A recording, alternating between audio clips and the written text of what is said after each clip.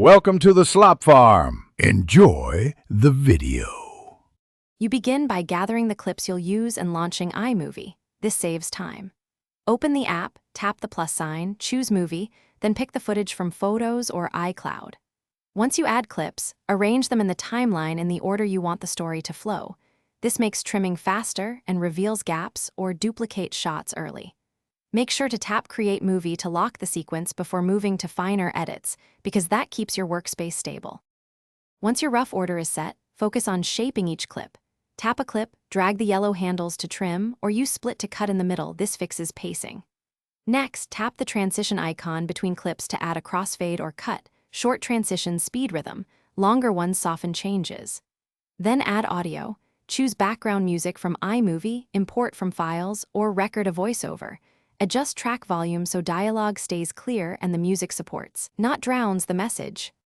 To finish, watch the entire movie closely. Check titles, color balance, and audio levels one last time because small issues show up on full playback. When satisfied, tap Done, tap the share icon, then save video or choose a destination. If export is slow or fails, make sure you have free storage space, restart the iPhone, and confirm iOS and iMovie are updated. Once done, try exporting again. This resolves most glitches.